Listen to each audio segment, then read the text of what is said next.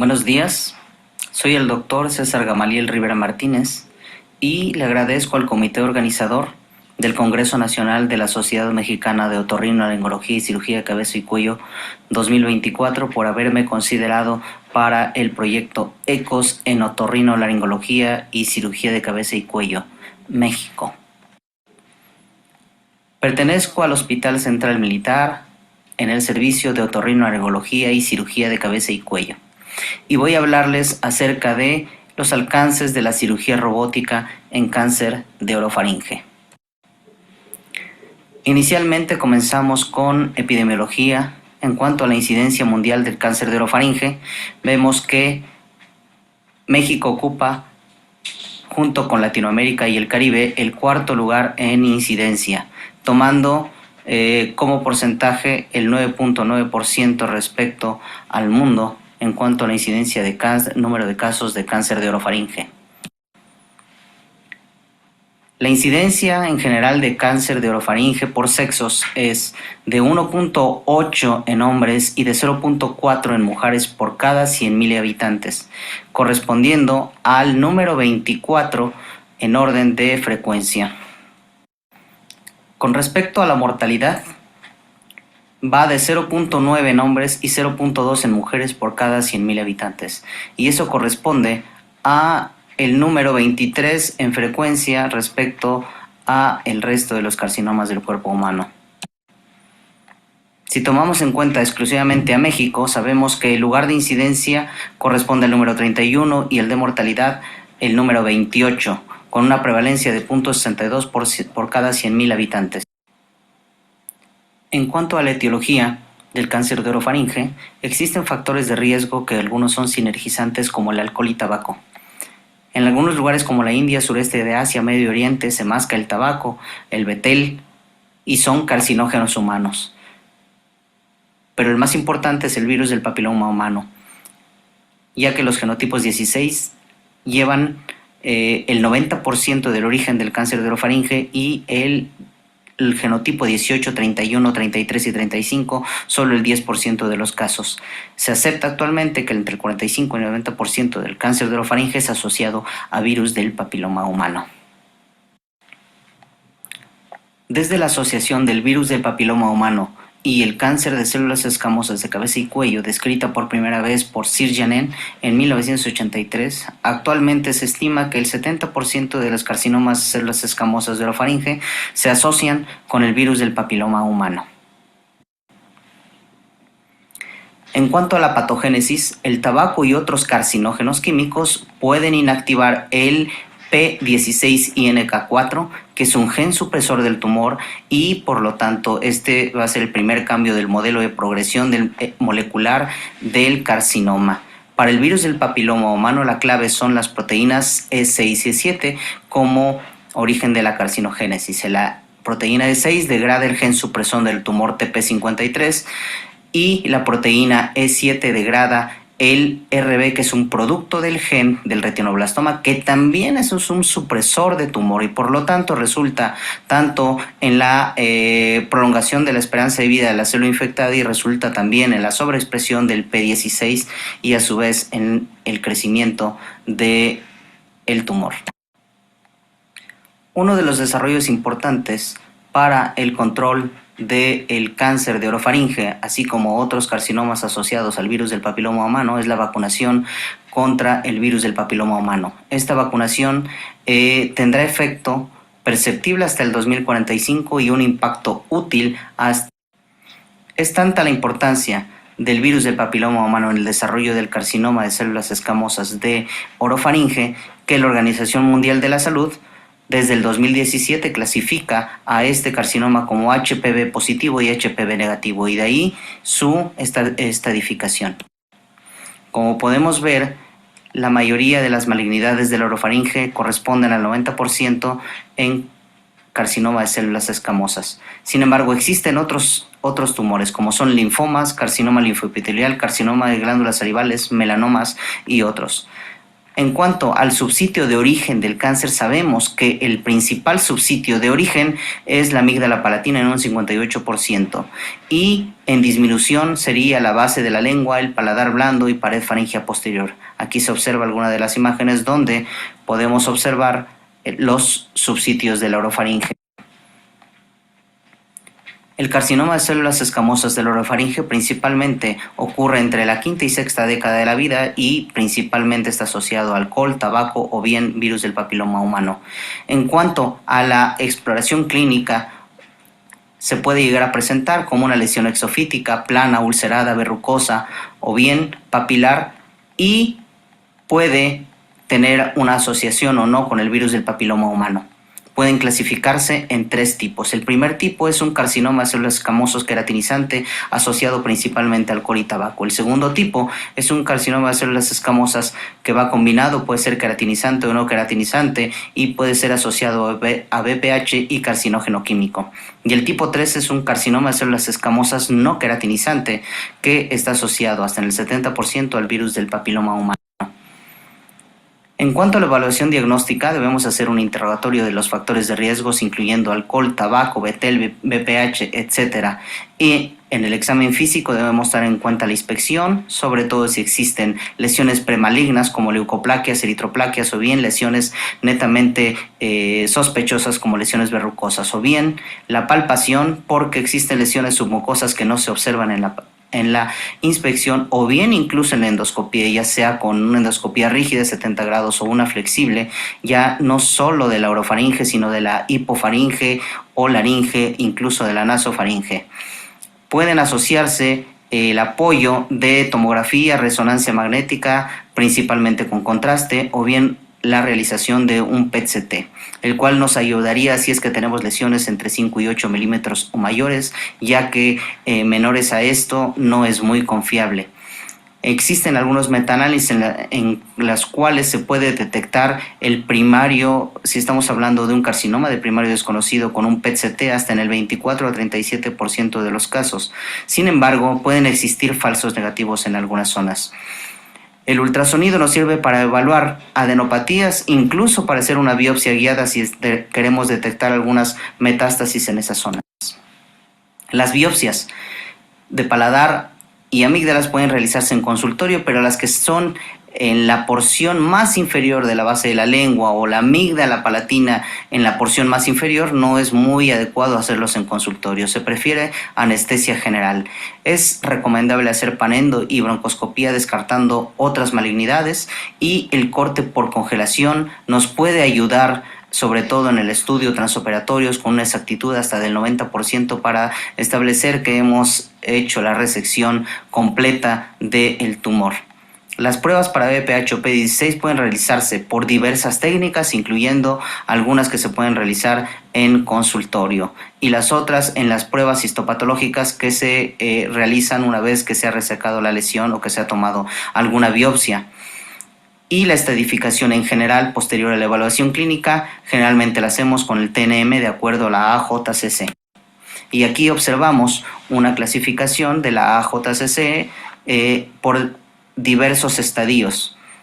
Aquí vemos que se divide específicamente en P16 negativos y P16 positivos. Y vemos que el pronóstico en los P16 positivos es menor. Por lo tanto, si estamos hablando de un T2 en P16 positivo, corresponde a una etapa clínica 2, pero un T3, por ejemplo, podría corresponder a la misma etapa clínica 2 y si fuera P16 negativo ya sería una etapa clínica 3. Un T4, una etapa clínica 3 en P16 positivo, pero este sería una etapa clínica 4 en P16 negativo. Y de aquí que conlleva el pronóstico de que el P16 positivo puede reducir el riesgo de recurrencia o muerte hasta en un 83% y el P16 negativo solo lo reduce en un 64%.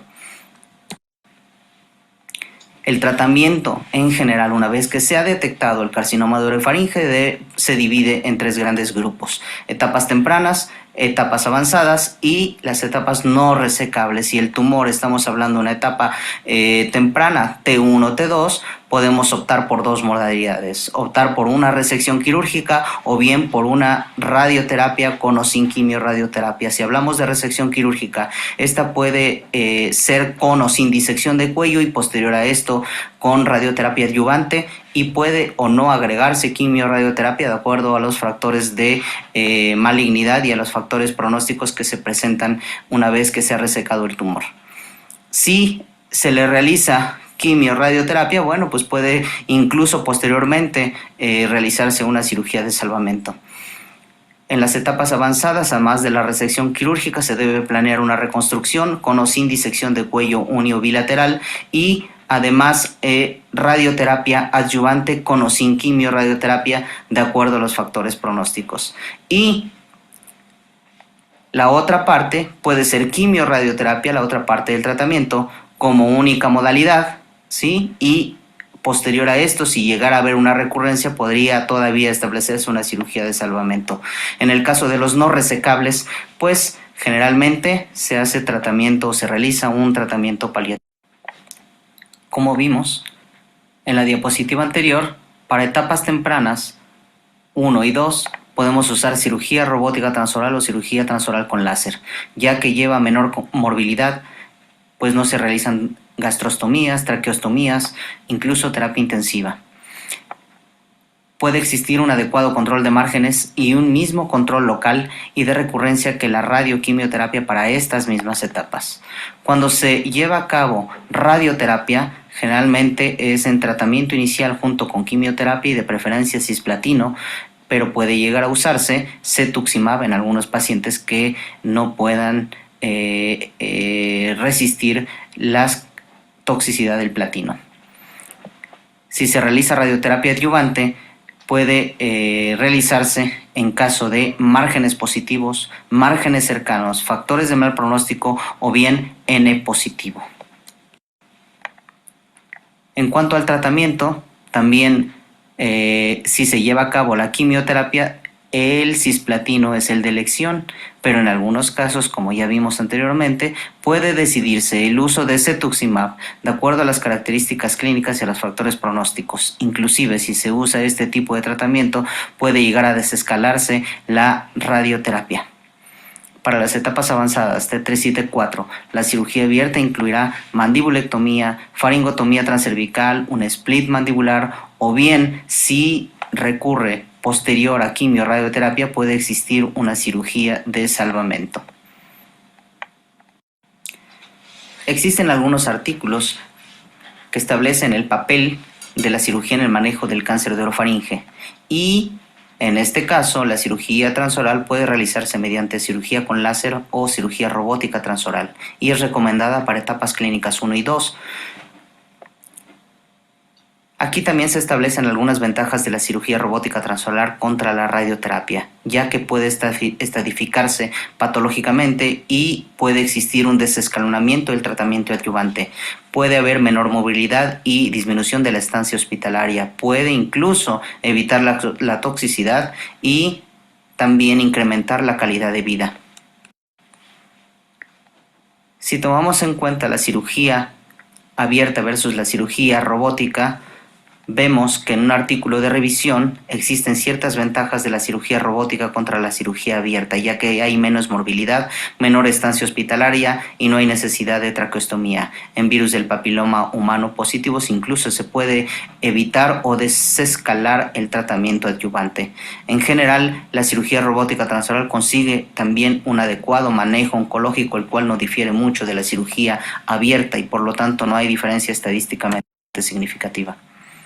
En cuanto a la seguridad y a la efectividad de la cirugía robótica transoral comparada con la cirugía abierta en cáncer de orofaringe, en una revisión sistemática se concluye que la cirugía robótica transoral es superior a la cirugía abierta en términos de sobrevida libre de enfermedad, disminuye la probabilidad de requerir un injerto libre para reconstrucción y no es concluyente sobre otros resultados, ya que no existen diferencias significativas entre los resultados oncológicos ni en los resultados funcionales respecto a la cirugía abierta.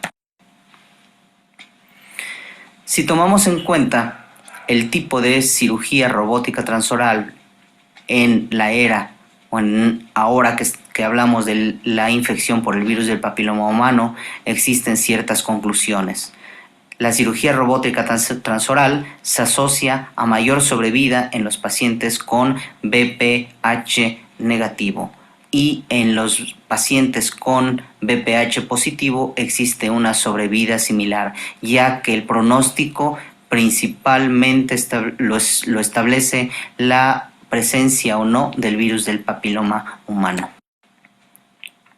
Existen artículos en donde compara la cirugía primaria contra la quimio-radioterapia en cáncer de orofaringe, en donde se analiza este artículo de revisión comparando la cirugía robótica transoral, así como la cirugía transoral con láser contra la quimio, la radioterapia con o sin quimio-radioterapia. Y vemos que en su conclusión establece que existen mejores resultados oncológicos con cirugía transoral con y sin terapia adyuvante, mejor resultado funcional de lenguaje y de ilusión con cirugía robótica, probable desescalonamiento en tratamientos con VPH positivo si se realiza cirugía robótica transoral. También existen revisiones sistemáticas respecto al manejo del carcinoma de primario desconocido mediante cirugía robótica transoral, en donde se establece que por cirugía robótica transoral se llega a un promedio de identificación del primario del 73%. Esto es en forma diagnóstica, pero también en el tratamiento del carcinoma de primario de base de lengua se logran márgenes hasta en el 60%, siendo negativos estos márgenes. Por lo tanto, se estableció que es diagnóstico y terapéutico. Aquí se muestra el algoritmo del manejo del carcinoma de primario desconocido. Una vez que se ha realizado este diagnóstico, se comienza con estudios de imagen, tanto tomografía como resonancia, PET-CT, y si todo esto es negativo, se comienza con el primer tiempo quirúrgico, que son panendoscopía de vías aerodigestivas superiores, biopsias múltiples de nasofaringe, orofaringe, hipofaringe y laringe, amigdalectomía palatina uni o bilaterales, y si todavía todo esto llega a ser negativo, entonces se comienza con el segundo tiempo quirúrgico, que sería una biopsia excisional de amígdala lingual ipsilateral. Y si este llegara a ser negativo, entonces se determinaría en forma definitiva como primario desconocido y se trataría como tal. Desde el 2009, gracias a los trabajos del Dr. Weinstein y el Dr. O'Malley, realizados entre el 2004 y el 2006, fue aprobada la cirugía robótica transoral por la FDA el 14 de diciembre del 2009. Y de ahí existe una serie de desarrollo de trabajos y de indicaciones en las cuales ha crecido, no solo para el cáncer de orofaringe, como fue creado y como fue autorizado inicialmente, sino existen muchas más indicaciones. Aquí les muestro las indicaciones para cirugía robótica transoral y de cabeza y cuello. Lo que nos atañe hoy es el cáncer de orofaringe, y para esto la cirugía robótica tiene dos indicaciones: la orofaringectomía lateral y la resección de base de lengua. Pero además pueden existir cirugías de laringe parciales o de hipofaringe, resecciones de tumores parafaringeos, incluso tiroidectomías, ya sea por vía transoral o por vía percutánea o con abordajes alejados a cuello, incluyendo resección de lesiones benignas como base de lengua para apnea obstructiva del sueño o bien la epiglotis. En general en el mundo existen una gran cantidad de robots, estamos hablando de alrededor de 5.600 para el 31 de marzo del 2020, y vemos que la mayoría se encontrarán en Estados Unidos. No es así en Latinoamérica, donde solo existen alrededor de 120 robots. En México existen alrededor de 20 robots y esta es la distribución, principalmente alrededor de 14 robots, y estos son los hospitales donde se encuentran en la Ciudad de México y el área conurbada, así como en las ciudades principales de Tijuana, Hermosillo, Monterrey, Guadalajara, en donde se encuentran el resto de los robots en el país. Aquí les muestro el sistema quirúrgico Da Vinci SI, con el cual contamos en el Hospital Central Militar, y los sistemas quirúrgicos Da Vinci constan de 3 partes: el carro del paciente, propiamente el robot, el carro de visión y la consola del cirujano, las cuales se recomienda que sean 2 para un cirujano y otro cirujano en entrenamiento o bien para simulación. Y aquí les muestro la siguiente generación del sistema quirúrgico SI, que es el sistema quirúrgico Da Vinci XI. Esta es una fotografía de Intuitive Surgical. Esta es la nueva generación que tendrán posteriormente todos los hospitales que cuentan ya con el robot Da Vinci SI. ¿Pero por qué la versatilidad del sistema quirúrgico Da Vinci? Bueno, este tiene la característica de usar precisamente unas pinzas que se llaman EndoWrist. ¿Por qué se llaman así? Porque semejan a la movilidad de la mano y tienen estos EndoWrist 7 grados de libertad que vemos aquí cada uno de los movimientos que pueden realizar y una rotación de 540 grados. Existen EndoWrist de 5 milímetros que tienen además una articulación tipo Snake y además instrumentos de 8 milímetros que no cuentan con esta articulación pero pueden contar con otras ventajas como es la presencia de energía en algunas tijeras o pinzas. Esta es la forma en la cual se encuentra un EndoWrist en forma completa. Para la cirugía robótica transoral nosotros usamos generalmente faringolaringoscopios FKWO o bien un faringolaringoscopio de Med Robotics Flex. Estos son los más versátiles, los ideales para el desarrollo y la realización de procedimientos transorales con el sistema robótico Da Vinci. Pero también existen abrebocas de Davis Boy y de Davis Mayer. Y aquí les muestro estos dos abrebocas. Además de los abrebocas o de los faringolaringoscopios se requieren aspiradores especiales, pinzas bipolares y estos son los trócares en donde se meten estos EndoWrist para poder abordar y poder colocarlos en la cavidad oral y de ahí manipularlos con el robot. Se realiza una intubación nasotraqueal, se coloca el abrebocas, el cual se fija con un arco que podemos ver aquí para que no se esté moviendo. La distribución del sistema en un quirófano es de esta forma. El robot se acerca lateralmente a la cama del paciente, las consolas del cirujano y del ayudante se encuentran en una esquina y estas no se mueven. Siempre debe existir un ayudante moviendo los EndoWrist que van a la boca del paciente y el cirujano se encuentra alejado en comunicación con todos. Y aquí les muestro un video de una amigdalectomía radical. Aquí podemos observar cómo se hace la incisión en el paladar, se quita el pilar anterior amigdalino, se llega hasta el constrictor superior de la faringe, el cual generalmente se quita en la técnica de amigdalectomía radical. Sin embargo, si ustedes ven un plano tan extraordinario como esto, bueno, pues pueden respetarlo parcialmente o completamente dependiendo de las características de este plano. En general, podrán en la parte posterior llegarán a cortar la mucosa desde el inicio de la mucosa lateral al pilar posterior, se quita el pilar posterior y se llega hasta la fascia prevertebral y en la porción inferior hasta la base de la lengua.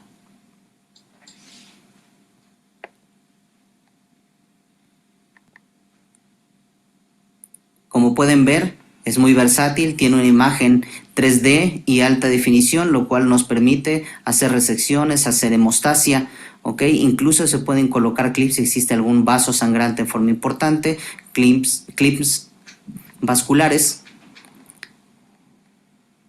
Se explora, se observa la hemostasia y aquí vemos una de las imágenes posteriores a la semana posoperatoria.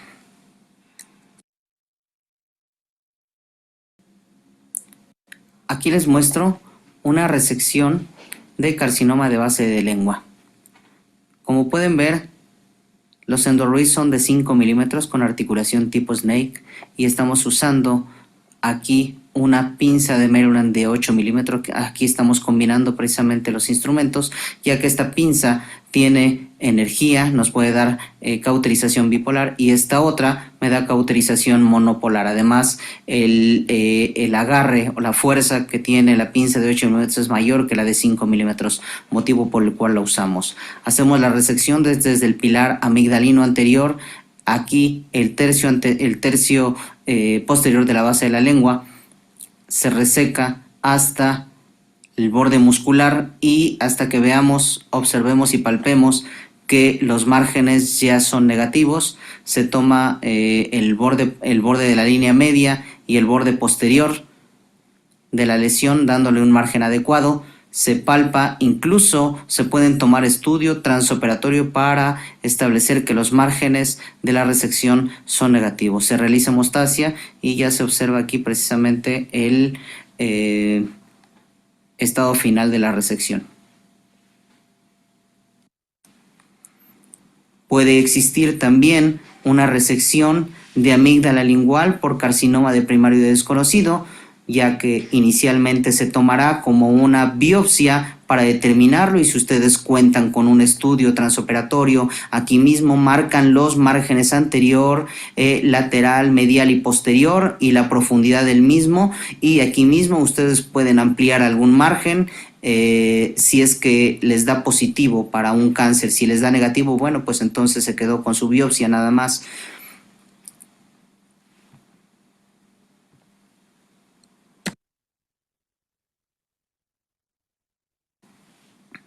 También podemos hacer una resección de paladar, de cáncer de paladar, aunque esta es versátil para cualquiera de las técnicas. Sin embargo, por supuesto que pueden hacer la vía robótica, incluyendo aquí mismo pueden hacer una resección de la región amigdalina, ¿sí?, para hacer una resección con márgenes adecuados. Pero si ustedes ya tienen márgenes, mediante visualización directa, palpación y aparte con estudio transoperatorio, pues esto será suficiente para hacer el tratamiento y la resección tumoral.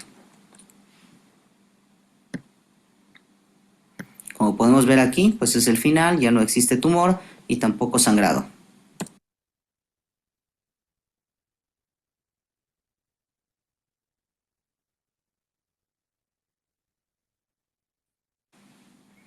Aquí les muestro una serie de casos que hemos realizado en el Hospital Central Militar. Hemos realizado alrededor de 36 casos. La mayoría corresponden a carcinoma de orofaringe y síndrome de apnea obstructiva del sueño, otro porcentaje en resecciones de tiroides y otros carcinomas y padecimientos benignos.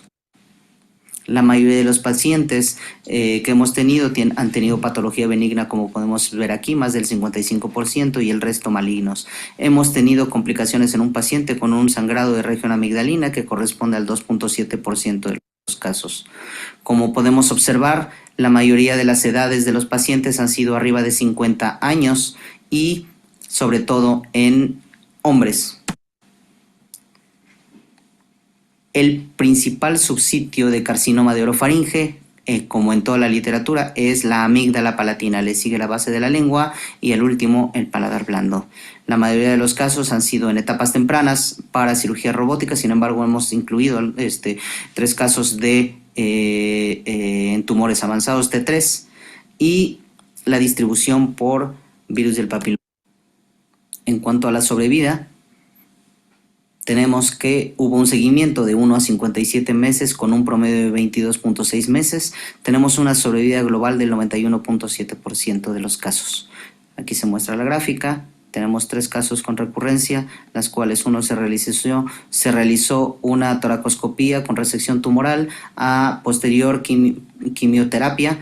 En otros 2 se realizó quimioterapia y actualmente se encuentran sin actividad tumoral. Aquí les muestro el sistema de MedRobotics Flex, en donde podemos observar la versatilidad de movilidad de la cámara para cirugía transoral, ya sea de orofaringe, laringe o hipofaringe, la movilidad en los diversos planos de la misma cámara y las pinzas, que son parecidas a los Androids del Da Vinci, también tienen diversos grados de movilidad y rotación.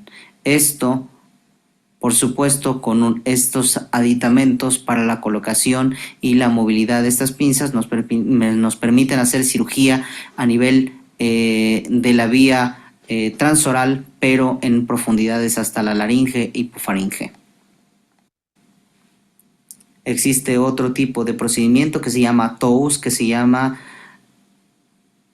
cirugía ultrasónica transoral, y esta se realiza principalmente con un sistema ultrasónico que es el Thunderbird, el cual utiliza principalmente el doctor Mario Fernández en España, y aquí podemos observar que también se coloca el FKWO con un brazo articulado para fijación de la cámara, y pueden meter pinzas laparoscópicas, ¿ok? Inclusive con endoscopios semiflexibles para que puedan observar el resto de la orofaringe, la hipofaringe, inclusive algunos padecimientos laringios. Esto es todo. Muchas gracias por su atención.